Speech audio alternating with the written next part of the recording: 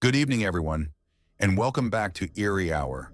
Tonight, we're heading far north, deep into the forgotten corners of Canada, where the forests stretch for miles, the winters never seem to end, and small towns hide secrets that make even the bravest souls question their faith in humanity.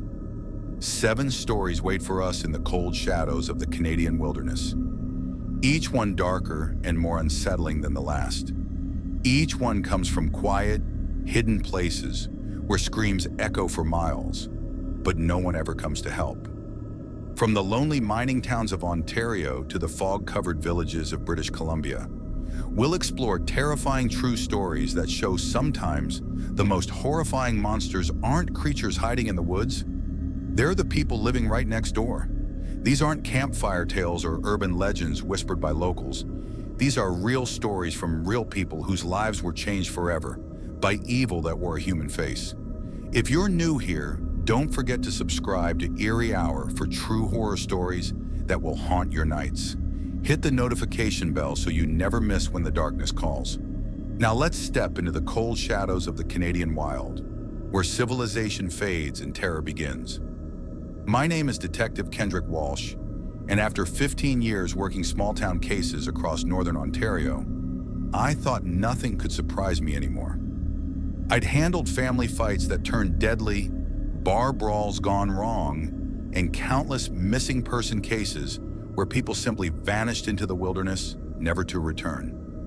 But that was before the Jalen Morrison case found its way to my desk in the freezing January of 2022. What I uncovered during that investigation didn't just change how I understood human trafficking, it changed how I saw people, especially the ones hiding behind friendly smiles in forgotten places where no one's watching and no one asks questions. I had been stationed in Timmins for 3 years when the call came in. It was a Tuesday morning and the air outside was brutal, minus 35 degrees, the kind of cold that stings your lungs when you breathe. The call came from a woman named Martha Henley, who owned Henley's all-night diner, a small place where truckers and miners stopped for coffee at all hours. Martha was panicked, barely able to speak.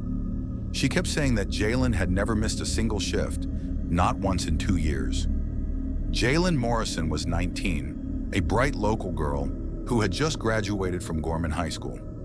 She lived with her grandmother on the edge of town and was saving every dollar from her waitress job to pay for nursing school in Sudbury.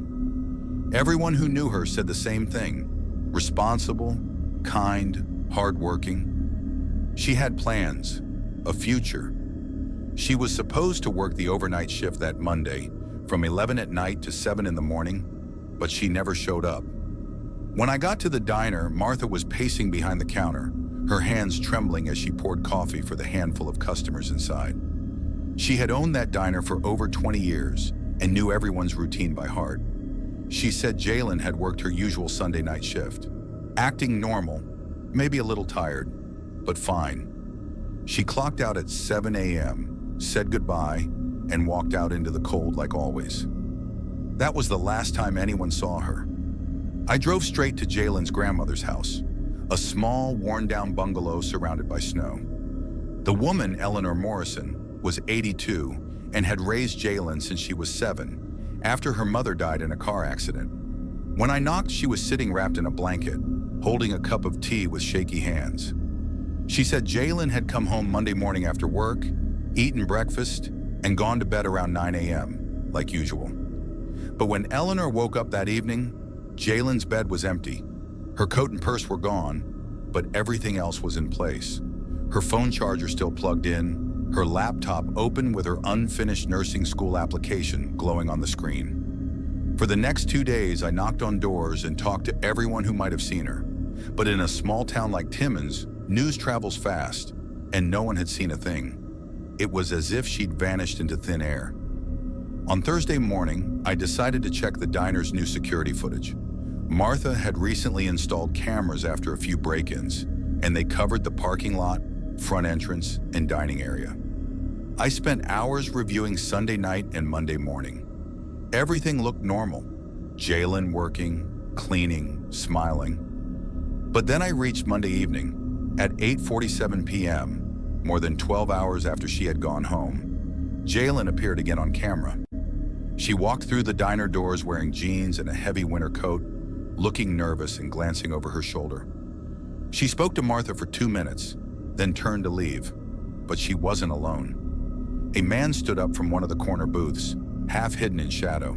He followed her to the door, his hand resting on her back. He looked like an ordinary guy in his 40s, tall, dark hair, beard, wearing a winter jacket and work boots. The kind of man who wouldn't stand out in a town full of laborers and truckers. I called Martha immediately. At first, she swore Jalen hadn't come in that night, but when I pushed harder, her voice faltered. Then she admitted Jalen had stopped by, upset about something. She said her phone was dead and needed to use the diner's phone to call someone.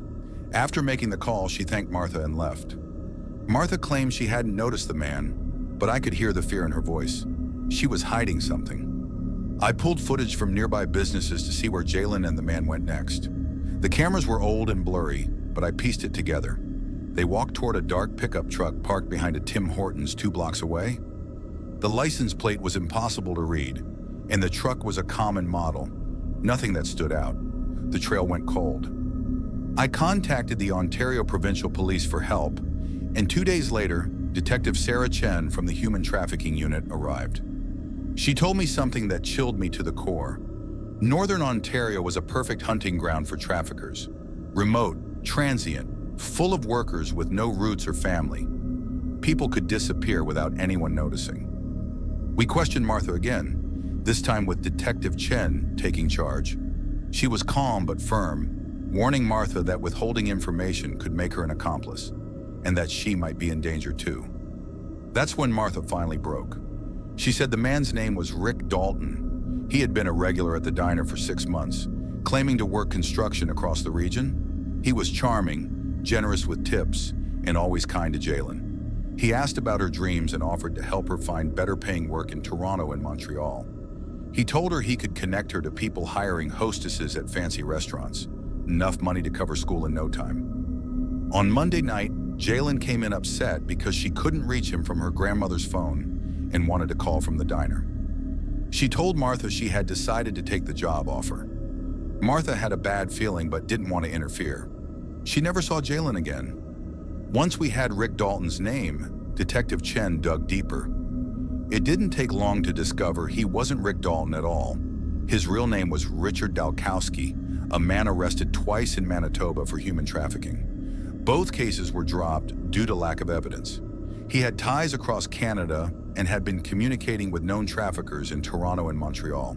Phone records showed he'd been scouting small-town girls, building trust, and feeding information to his network. We launched a joint operation with law enforcement in multiple provinces.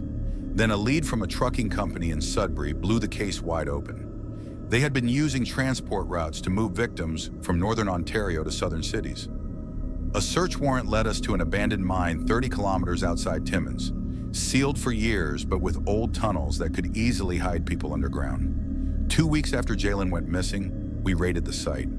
After 6 long hours of searching the tunnels, we found her, barely alive, freezing, chained to a beam in a cold, dark room once used for storage.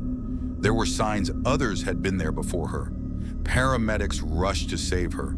For days, it wasn't clear if she would survive. But Jalen was strong. When she woke, she told us everything. How Rick had promised her a job, then drugged her, and how she woke up trapped underground. They told her she'd be sent to Toronto to work off her debt, a debt designed to keep her enslaved forever. Rick and his 2 accomplices were arrested and charged with trafficking, kidnapping, and conspiracy. Investigators uncovered a network that had been operating for years, targeting young women from small northern towns. Girls desperate for a chance at something better. 12 others had been taken. Most were never found. Jalen survived, but her life would never be the same. She never made it to nursing school. The scars went deeper than anyone could see. Her story, though, changed how Canadian authorities track and stop trafficking in isolated areas. Rick Dalton, Richard Dalkowski, was sentenced to 18 years in prison. But Detective Chen warned me that these networks don't die easily. Cut off one head and more grow in its place. The Jalen Morrison case taught me that evil doesn't always hide behind masks or monsters. Sometimes it wears a smile, Sometimes it's the man who leaves generous tips and offers you help.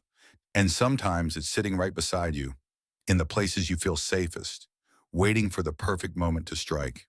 I'm Dalen Kowalski, a third-generation farmer, and what happened on our property in the winter of 2019 made me question everything I thought I knew about my family's land. My grandfather bought our 800-acre farm outside Dawson Creek, British Columbia, back in 1959 when the oil boom began and land was cheap. My father expanded it in the 80s, and when I inherited it in 2015, I believed I knew every inch of it better than I knew myself.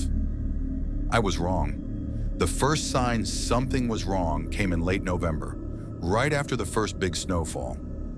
I went out before sunrise to check on the cattle in the north pasture. It was bitter cold, -20, and the only light came from my flashlight cutting through the darkness. What I found there still haunts me. 7 of my Black Angus cattle were dead. Not sick, not hurt, just dead. Lying in a perfect circle around the water trough. Each one on its left side, legs straight out, heads pointing toward the center. No blood, no tracks, no sign of struggle. Just silent, frozen bodies arranged like a ritual under the dim light of dawn. I had spent my whole life raising cattle, and I'd seen just about every way an animal could die. Sickness, predators, accidents, even harsh weather. But nothing had ever prepared me for what I saw that morning. Healthy, full-grown cattle weighing over 1,000 pounds each don't just fall over in perfect shapes and die all at once. It didn't make sense. I called our veterinarian, Dr. Rebecca Martinez. She'd been working with our animals for over 10 years and was someone I trusted completely. When she arrived less than an hour later, I could tell by the look on her face that she was as confused as I was. She checked everything, took tissue samples, snapped photos, and examined every other animal in the herd. All the others were perfectly fine, not a single sign of sickness or poisoning. She sent the samples to a lab in Calgary, and 2 long weeks later, the results came back. Nothing. No disease, no toxins, no clue. According to every test, those cattle had simply stopped living, as if life had been pulled right out of them. That should have been the end of it, but it was only the start. 3 nights later, Sarah shook me awake around 2 in the morning. She whispered that there were lights in the north pasture. I looked out the window and saw them too. Strange, pale lights drifting over the same field where the cattle had died. They weren't car headlights or flashlights. They glowed faint blue and hovered a few feet above the ground, moving slowly like they were searching for something. I grabbed my rifle, threw on my thickest coat, and headed outside. Sarah begged me not to go, but I told her to stay inside with the kids and call the RCMP if I wasn't back in an hour. The cold hit me instantly, that kind of deep, biting cold that feels like knives in your lungs. As I trudged across the field, the lights froze in place, then started to dim. By the time I reached the fence, they vanished completely, but the snow wasn't right. It wasn't smooth like it should have been after days of wind. There were shapes pressed into it, patterns that looked deliberate, geometric, almost like some kind of writing in a language I didn't know. The shapes formed a circle nearly 50 feet wide, right over the same spot where the cattle had died. The edges were crisp, the lines clean, like something heavy had pressed into the snow. Yet there weren't any footprints, tire marks, or tracks leading in or out. I took pictures with my phone, then went back to the house, but I couldn't sleep the rest of the night. When I went back the next morning, everything was gone. The wind had erased every trace. Over the next 2 weeks, the lights came back 4 more times, always between midnight and 4, always in the same part of the field. Every time I tried to get close, they disappeared. Sarah started sleeping with the lights on, saying she felt like something was watching the house from the tree line. I wanted to tell her she was wrong, but deep down, I felt it too. Then on December 15th, everything changed. That night, I woke up to a sound I couldn't place, a deep, hollow noise coming from near the barn. It wasn't the wind, though it had that same whooshing quality. It had rhythm, like a heartbeat buried under the sound, and sharp notes that almost sounded like screaming. The sound was so unnatural that it made my skin crawl. I looked outside, and that's when I saw it. A figure stood in the yard about 30 feet from the house. It was tall, far too tall, and impossibly thin. Its arms were long, hanging well below its knees, and its head looked small and crooked, like it didn't belong on its body. Even though I couldn't see its face clearly in the dark, I knew it was staring at me. My whole body went cold. It stood there for what felt like forever, 2 or 3 minutes maybe, then turned and moved toward the tree line. But it didn't walk like a person. It sort of glided, its feet barely touching the ground. I ran outside with my rifle and flashlight, shouting for it to stop. But when I reached the spot where it had been standing, it was gone. I followed its trail in the snow, but after about 20 feet, the footprints just stopped. No broken branches, no signs of struggle, nothing. But something else was there. A dead deer, frozen stiff.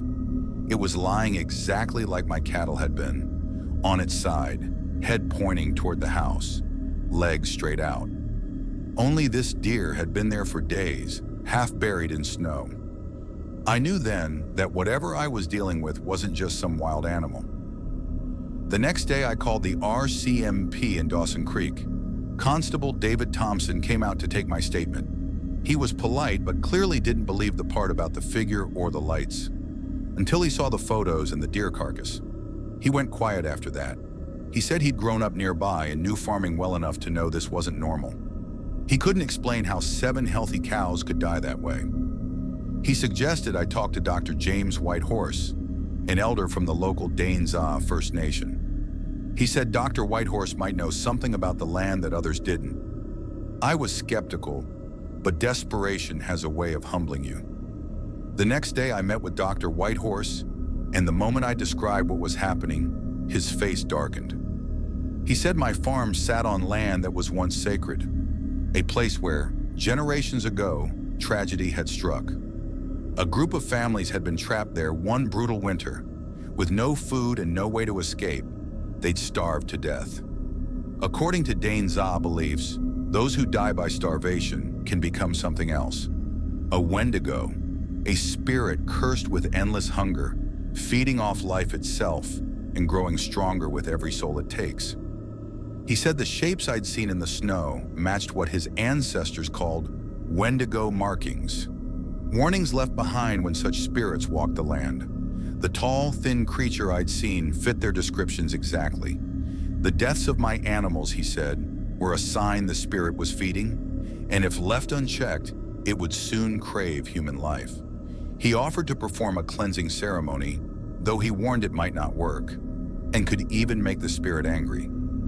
I didn't know what to believe anymore, but I was scared. 2 nights later, fear made the choice for me.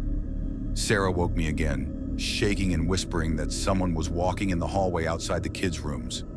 I grabbed my rifle and went upstairs. The hall was dark, both doors open. I checked Emma's room first. She was sound asleep. Then I turned to Tyler's room. He was sitting up in bed, staring at the window, completely still. His eyes were wide open, his face blank. I whispered his name, but he didn't move. Slowly, I turned toward the window, and there it was. The figure was back, just 10 feet from the glass.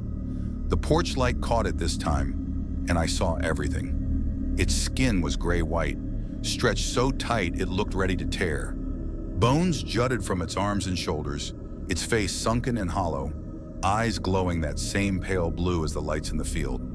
Its mouth hung open, filled with long, sharp teeth that didn't look human. It was staring straight at my son, and Tyler was staring right back. I aimed my rifle, but before I could fire, the creature opened its mouth wider and let out a sound so horrible I can't describe it. Part scream, part growl, part something I didn't think a living thing could make. The sound shook the windows and made my vision blur. Tyler collapsed onto his bed, unconscious, and the figure vanished into the darkness like smoke. I ran to my son. He was breathing, but cold, like all the warmth had drained out of him. We rushed him to the hospital. The doctors couldn't explain it. His tests were clean, no trauma, no infection, Nothing. Yet he didn't wake up for 3 days. When he finally did, he had no memory of what happened. But something about him was different. He looked pale and thin, his hair had streaks of gray, and his eyes, his brown eyes, now shimmered with faint flecks of blue. That's when I realized Dr. Whitehorse had been right all along. Whatever haunted our land wasn't just a story. It was real, and it had touched my family. The next night, I called him and begged him to perform the ceremony. He came with 2 other elders, bringing drums, sage, and bundles of sweetgrass. They worked all night, chanting in Dainza tongue, walking the perimeter of the property, their voices echoing through the cold air. When they finished, the world felt still, unnaturally quiet. The lights never returned. I never saw the tall figure again. But even now, years later, I sometimes wake up at night and feel that same cold emptiness in the air, like something out there is still hungry, waiting for another long winter to come. The rest of the cattle stayed healthy, and no more animals died in strange ways. But the quiet that followed came with a price. Tyler never truly recovered from his encounter with the Wendigo. As he grew older, he became quiet and distant, preferring to stay inside rather than play outdoors. He never spoke about what happened that winter, and sometimes when the light hit his eyes just right, I could still see those faint flecks of pale blue, a haunting reminder that something unnatural had once tried to take my son's soul.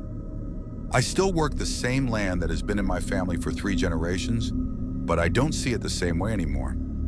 I know now that there are forces in this world that science can't explain and logic can't fight.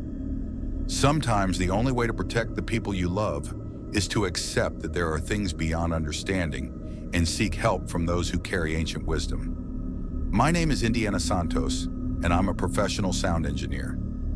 In the spring of 2021, I moved to Lillooet, British Columbia, searching for peace and silence.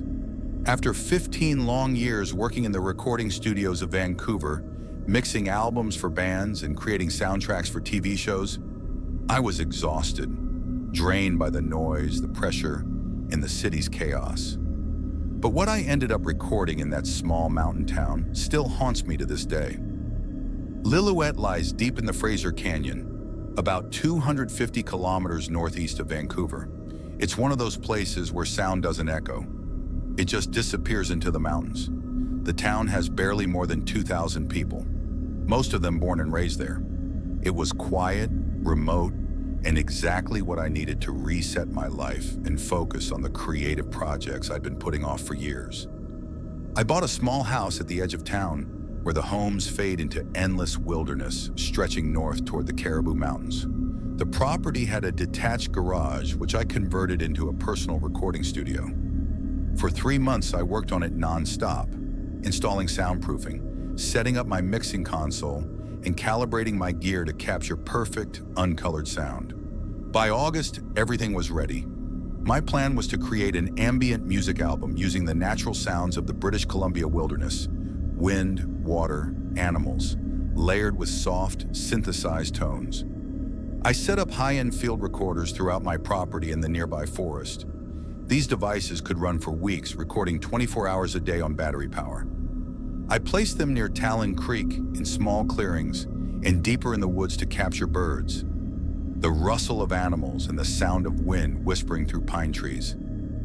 The first few weeks were peaceful, exactly what I wanted. The recordings were beautiful, gentle streams, soft winds, occasional distant wildlife. Everything was normal until early September. That was when I noticed something strange on one of the recordings from the Talon Creek device. Around 3:27 a.m., the dead of night, there were voices. At first I thought maybe hikers or teenagers had wandered near the creek. But when I listened carefully with my studio headphones, I realized the voices weren't speaking English, or any language I recognized. I'd worked with artists from all over the world, but this sounded completely foreign. The clip lasted about 7 minutes and featured at least 3 distinct male voices, speaking in a serious, deliberate tone, as if they were discussing something important. But the language had sounds I'd never heard before: guttural tones, strange clicks, and rhythmic patterns that didn't seem human. I copied the audio and played it for locals in town, but no one could identify the language or explain who could have been out there. I kept the recorders running, and over the next 2 weeks, the same voices appeared 3 more times. Each time they came between 2 and 4 a.m., always near the creek, always speaking in that same bizarre tongue. I began to worry that maybe someone was secretly meeting on my property. But on September 23rd, something happened that made me question if the voices were human at all. That night's recording included the same 3 voices, but this time, one of them started describing my life. Not in vague terms, specific details. It mentioned my grocery trip to town, the items I bought, even the phone call I'd had with my former partner in Vancouver. It described how I couldn't sleep and had started taking melatonin. It even knew about the track I was working on that used thunderstorm sounds. The other 2 voices responded like they were listening to a report, approving what they heard. That's when the fear started to sink in. Someone or something was watching me. I stayed up nights, keeping an eye on the creek with a flashlight, but I never saw anyone. The voices only ever showed up on recordings when I was asleep. Then in early October, things became much worse. The voices started talking about events that hadn't happened yet. On October 5th, one recording described a car accident on Highway 99 involving a blue pickup and a logging truck, naming the time, weather, and even the driver's injuries. 3 days later, it happened exactly as described. Then another recording predicted a house fire on First Avenue, giving details of where it would start and how the family would escape. 2 days later, the Hendersons' house caught fire in that exact room, and they escaped just like the voices had said. A week later, the voices predicted that Margaret Chen, an elderly librarian, would fall and break her hip while walking her dog. They named the day, time, and what would happen next, and it all unfolded exactly that way. I was terrified, but also obsessed. As a sound engineer, I knew these weren't fake. The recordings were raw, clean, and untouched. There was no sign of manipulation. I began researching similar phenomena and discovered old reports of people capturing mysterious voices that predicted the future, usually dismissed as hoaxes. But my recordings were too real. I also found that Lillooet sits on land rich in quartz and other minerals, materials some believe can store or amplify energy. Some claim these areas could act like natural conduits for paranormal sound, though scientists rejected the idea. But after what I'd heard, I wasn't so sure. By late October, my curiosity outweighed my fear. I decided to try speaking to the voices. On October 28th, around 2 a.m., I brought a portable recorder and a megaphone to the creek. I called out into the darkness, asking who they were, how they knew about the future. For 10 minutes, there was nothing. Then one of the familiar voices replied, but this time it sounded alarmed. Others answered from different spots around me, their tone growing tense as they moved closer. And then, suddenly, one spoke in perfect English. "You should not be here," it said. "You should not be listening." My blood went cold. I asked who they were and how they knew these things. The voice ignored me. "The recordings will stop now," it said. "You will forget what you have heard. You will leave this place," I shouted into the darkness, demanding answers. The voice interrupted. "We are not what you think we are," it said. "We are not from when you think we are. The sounds you've been hearing are echoes from tomorrow, reflections of conversations that haven't happened yet in your time." It explained that under rare conditions, sound could travel backward through time, and that the mountains around Fraser Canyon acted as natural amplifiers. What I'd been recording were future conversations bleeding into the present. "But you've disrupted the process," it continued. "By knowing about the echoes, you've created a paradox. The events are coming true because you're influencing them." I asked why they were telling me this, and the voice's answer chilled me to my core.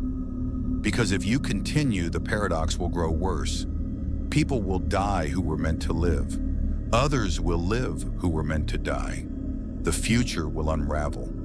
It gave me 48 hours to destroy every recording and leave Lillooet forever, or they would contain the disruption by any means necessary. Then the voices faded, their movement rustling through the trees until only silence remained.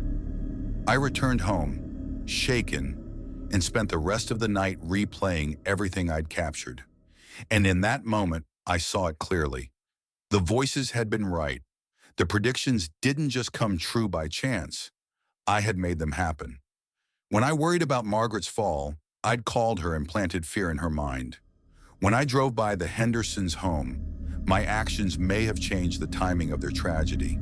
Somehow, without knowing it, I had become part of whatever was haunting those recordings. I was terrified thinking about what all of it meant, but I wasn't ready to throw away everything I had found. Instead of destroying the recordings like the voice had demanded, I decided to take my most important equipment and move to a hotel in Kamloops until I could figure out what to do next. But the voices weren't bluffing when they said they'd take measures. On my last morning in Lillooet, I woke up to a nightmare. Every single piece of my electronic gear had been ruined. My mixing board looked like it had melted. My computer hard drives were wiped clean, and my field recorders were reduced to twisted pieces of metal and melted plastic. It wasn't random damage. Everything had been targeted and destroyed with eerie precision. But what scared me most was when I opened my fireproof safe. My backup drives were gone. Not burned or broken, gone. Someone had opened the safe and taken only the files that contained the mysterious voices. I packed what was left of my belongings and left Lillooet that same day.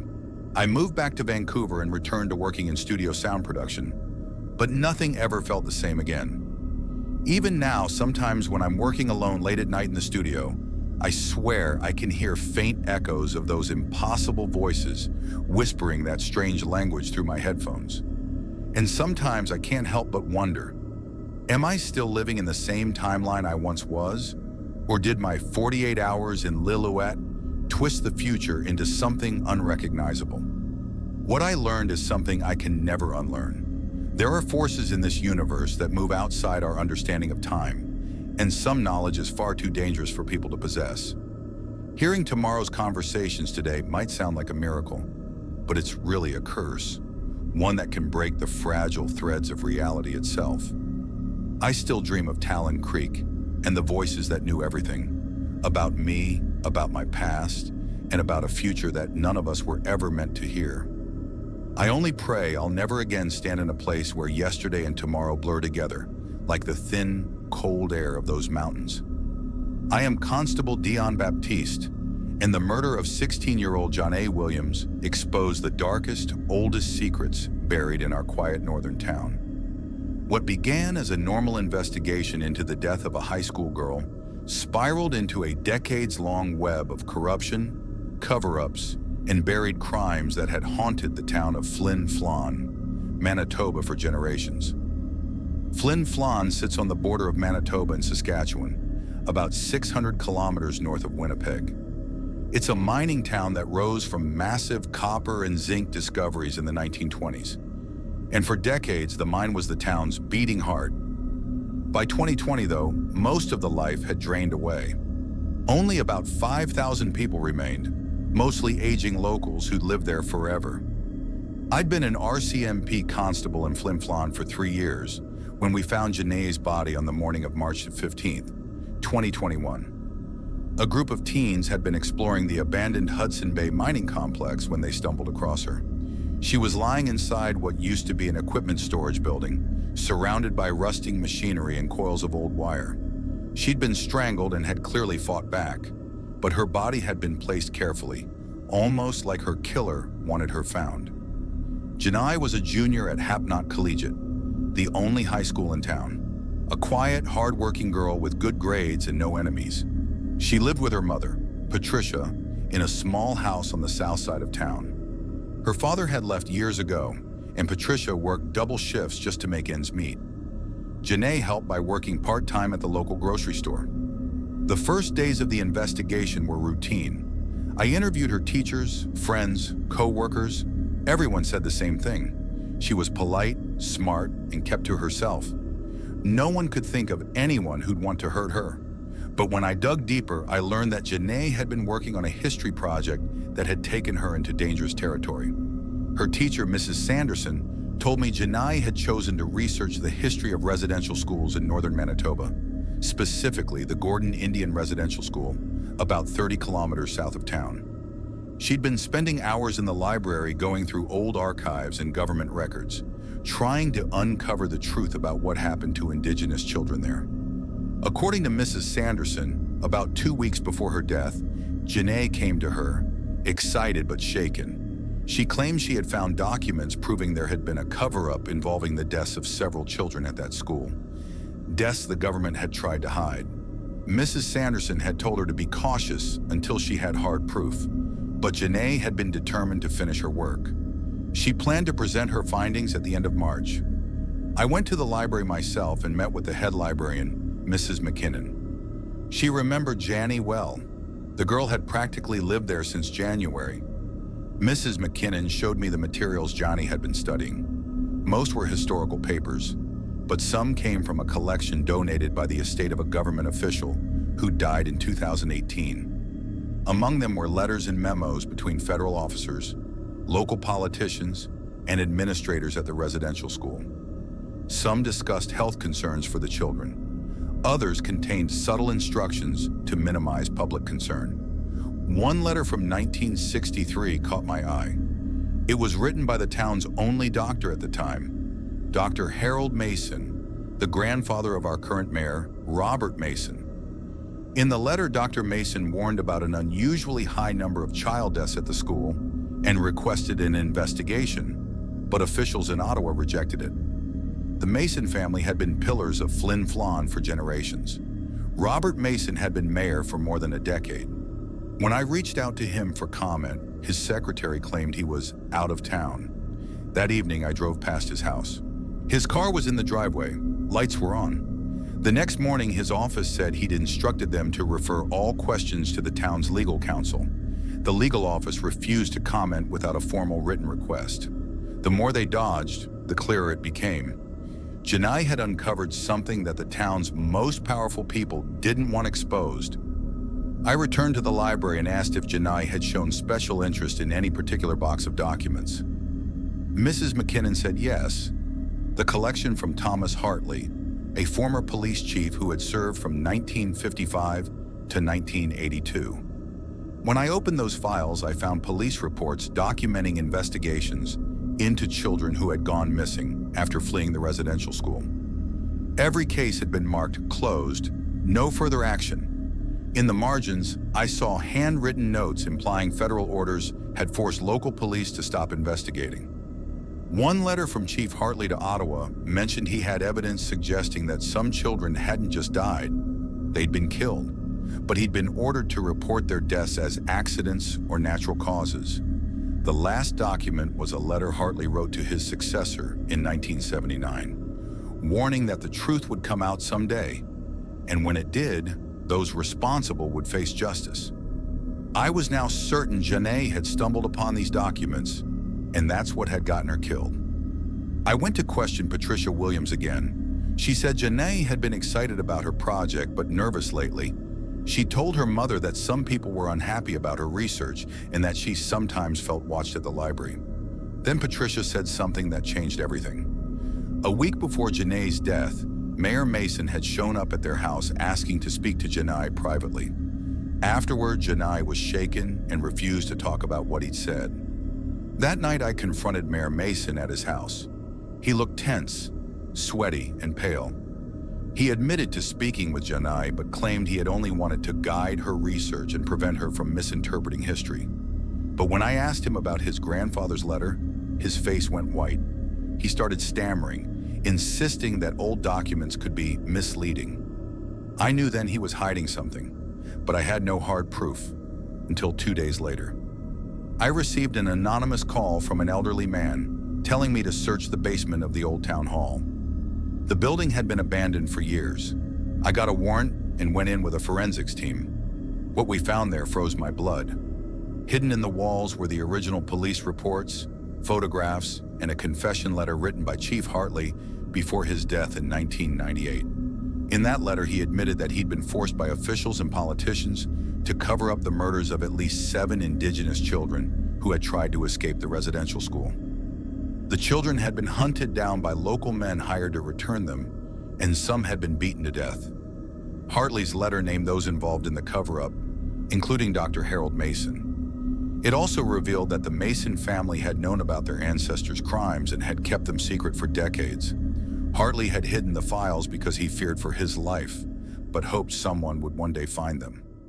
When I presented the confession to Mayor Mason, he broke down and confessed everything. He had killed Janae Williams. She had discovered not only the old murders, but also proof that the Mason family had been stealing federal funds meant for residential school survivors. For years, Mayor Mason had used his power to embezzle money intended for indigenous communities. When Janae threatened to expose both the past crimes and the ongoing theft, he panicked. He strangled her and left her body where it would be found, hoping it would look like something random. Robert Mason was arrested for first-degree murder, fraud, and embezzlement. His confession triggered a massive investigation that exposed other powerful families in Flin Flon who had been part of the cover-up and stolen reparations meant for survivors. The case became one of the most important in Canadian history, not just for solving a murder, but for exposing the long-buried crimes of the past and bringing long-awaited justice to the children who never came home. A federal commission was launched to investigate all deaths at residential schools in northern Manitoba. Families were finally compensated. But for me, this case will always be a grim reminder that evil can hide behind smiling faces and respected titles for generations, waiting for someone brave enough to expose it. Janae Williams was only 16, but she had more courage than most adults. Her murder was a tragedy, but her determination forced the truth to surface. The children's voices she uncovered finally echoed through time, and justice, though delayed, was finally served.